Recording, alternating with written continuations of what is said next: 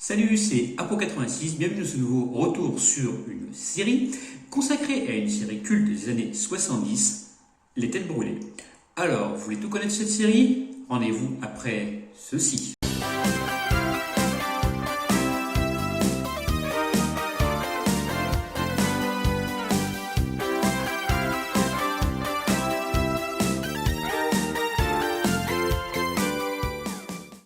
Les Têtes Brûlées, ou The Very Black Sheep, puis Black Sheep Squadron en VO, est une série qui a été diffusée entre 1976 et 1978 aux USA, puis importée en Europe après. Tirée du bouquin du colonel Gregory Boyington, as des campagnes du Pacifique, la série retrace de façon très romancée, bien sûr, les exploits de Greg P.P. Boyington et de son Black Sheep Squadron durant la Seconde Guerre mondiale, pendant la campagne du Pacifique. Comme le dit le disclaimer de la série, pendant la Seconde Guerre mondiale, le commandant des Marines, Greg P.P. Boyington, est à la tête d'une escadrille de pilotes de chasse, essentiellement composée de marginaux et d'aventuriers, qui s'appliquent à devenir les terreurs du Pacifique. On les surnomme très vite les Têtes Brûlées. Créée par Stephen J. Cannell, la série avait pour but de faire découvrir plutôt un épisode peu connu du grand public à l'époque, la Seconde Guerre mondiale dans le Pacifique Sud, qui opposa les troupes américaines aux troupes japonaises de 1941 à 1945.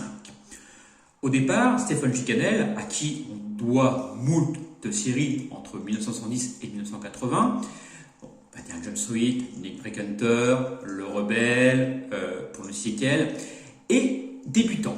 Mais il n'est pas un inconnu, puisqu'il a déjà bossé sur la série Le Fugitif, série culte également, et $200 plus les frais. Un peu moins connu, mais également, c'est quand même une série assez culte. La NBC lui donne donc le bouquin de Boyington, avec une mission: l'adapter en série. Il n'a que quelques mois pour pondre un pilote.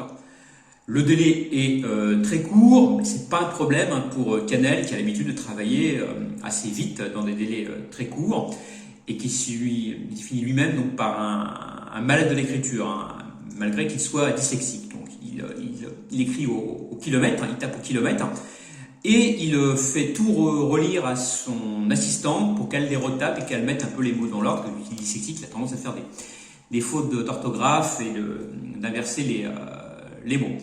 Il commence une bonne partie de la tournée, donc une bonne partie des combats aériens dans les îles du détroit au large de la Californie, qui ressemblent un petit peu, à s'y méprendre, aux îles du Pacifique. Et pour tout ce qui est scène d'aérodrome, il réquisitionne donc l'aérodrome d'Indian Dunes, près de Valencia, en Californie. D'ailleurs, quand on fait attention, quand on voit les corsaires atterrir sur la piste, ou même les scènes qui sont faites sur la piste, on peut voir des camions modernes des années 70-80 en arrière-plan, petite erreur comme ça pas de montage, mais de coupe. Tout simplement, il n'a pas pu faire autrement, il ne peut pas complètement fermer la base pour les besoins de son tournage. Pour rendre les scènes de combat aérien un peu plus réalistes, il utilise une nouvelle technique pour l'époque qui consistait donc à fixer des caméras sur les casques des pilotes. C'était un peu la GoPro avant l'heure, donc ça apporte une vision nouvelle dans les avions monoplaces, mais en raison des reflets sur le plexiglas des cockpits, il est obligé de tourner les scènes avec le cockpit ouvert. C'est un petit peu gênant pour les pilotes. Pour tout ce qui est scènes de bataille aérienne en noir et blanc, c'est tiré tout simplement du film La bataille d'Angleterre. D'ailleurs, si on regarde bien, on peut voir des croix gammées sur les ailes des avions lors des combats. Dans l'histoire réelle, il faut savoir que l'escadron est basé sur l'île de Vella La Vella, en plein archipel des îles Salomon, dans le Pacifique Sud. L'état-major, c'est sur l'île de Espiritu Santo. Alors, pour des raisons légales, il ne fallait pas qu'on donne le vrai nom des bases. On l'a su après, une fois que tous les dossiers ont été déclassifiés. Et dans la série, la Vella devient Vella La Cava, et Espiritu Santo, Espiritus Marcos. Ce sont des îles imaginaires, sur la carte du Pacifique, vous ne les trouverez pas. Un épisode de 2 heures est alors livré en septembre 1976. Donc l'épisode raconte comment Boyington a, malgré le refus de sa hiérarchie, créé la VMF 214, après avoir découvert que le P-40 utilisé par les Américains au début du conflit était devenu obsolète et dépassé face au Mitsubishi Zero des Japonais. Qu'il fallait absolument équiper les Marines de Corsair, donc les fameux Corsair qu'on peut voir dans la série. On le voit alors recruter les seuls pilotes disponibles sur Esperitos Marcos, ceux qui étaient en tôle, simplement ceux qui étaient au Newf pour raisons disciplinaires. Le seul membre de l'escadrille qui n'a pas encore de casier dans le pilote, c'est le lieutenant Casey. Pour incarner Boyington, Cannell choisit Robert Conrad, bien connu des téléspectateurs pour son rôle du capitaine James T. West dans Les Mystères de l'Ouest.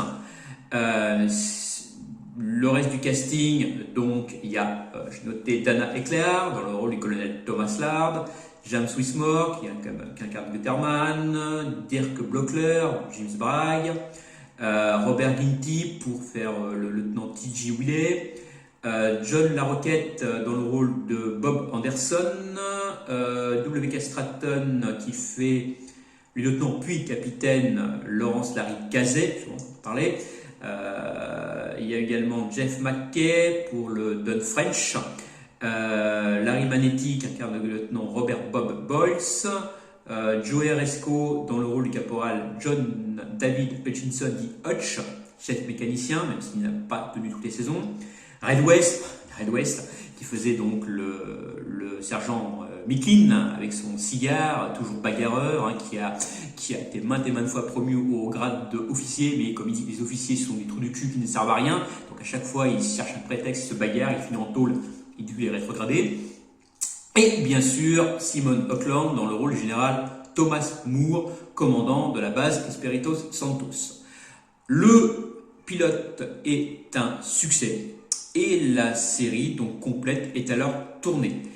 Les têtes brûlées deviennent donc rapidement un des rares problèmes ayant l'audace de reconstituer une époque révolue et s'offrant le luxe de louer des véhicules, des véritables véhicules d'époque. Les fameux Corsair sont loués, tous les Jeeps, etc., les uniformes, tout est d'époque, afin que ça rende la série authentique, aussi bien au niveau des prises de vue que des dialogues, que même les petites scénettes d'actualité. Et ça en fait ce qu'on appelle une high production values, donc comme le disent à l'américaine, comprenez donc un standing visuel qui ne peuvent s'offrir que peu de séries à l'époque.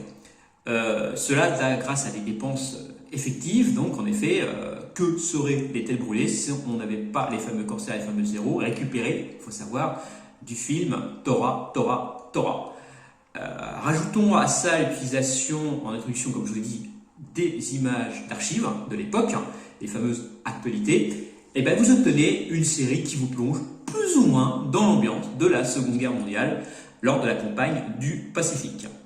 Malheureusement, l'audimat chute lors de la deuxième saison et la série s'arrête en 1978 au bout de seulement 36 épisodes. Diffusée pour la première fois en France sur Antenne 2, devenue France 2, en 1977, la série fait un carton en France. Elle déchire tout en France. Les spectateurs aimant le côté un peu insolent, exotique, décalé, sans rappeler la série MASH, qui elle évoque plutôt le Vietnam, et cette série continuera donc à être diffusée jusqu'à aujourd'hui, puisqu'elle a continué à être diffusée sur M6, sur Série Club, sur 13e rue, sur Feu, la 5e, sur Canal Jimmy, sur RTL9, sur NT1 et récemment encore, je l'ai encore vu, sur Paris Première. Bref, depuis 45 ans, la série est donc devenue en France uniquement, bizarrement, une série culte. Personnellement, j'adorais regarder cette série étant un gamin. Je reproduisais, j'avais des petits corsaires en miniature et je reproduisais les scènes de combat en tant que gamin, dans tous les gamins, et je pense ne pas avoir été le seul à le faire.